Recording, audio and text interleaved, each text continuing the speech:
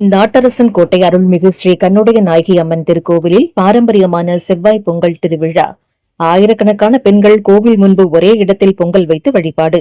சிவகங்கை மாவட்டம் நாட்டரசன் கோட்டை நகரில் அமைந்துள்ள புராண சிறப்புமிக்க அருள்மிகு ஸ்ரீ கண்ணுடைய நாயகி அம்மன் திருக்கோவிலில் பாரம்பரியமான செவ்வாய் பொங்கல் திருவிழா மிக கோலாகலமாக நடைபெற்றது. இக்கோவிலில் பல ஆண்டுகளாக இப்பொங்கல் விழா பொங்கல் திருநாளை அடுத்து வரும் செவ்வாய்க்கிழமைகளில் நடைபெறுகிறது. இவ்விழாவில் இப்பகுதி ஊரைச் சேர்ந்த பக்தர்கள் பல ஊர்களிலும் பல வெளிநாடுகளில் இருந்தாலும் இவ்விழாவில் ஒன்று சேர்ந்து பொங்கல் வைத்து அம்மனை வழிபட்டு வருகின்றனர். இந்த ஆண்டு விழா அம்மனுக்கு சிறப்பு பூஜைகளுடன் துவங்கியது. முன்னதாக மூலவர் கண்ணுடைய நாயகி அம்மனுக்கும் உற்சவர் அம்மனுக்கும் சிறப்பு பூஜைகள் நடைபெற்று மகா தீபாராதனை காண்பிக்கப்பட்டது.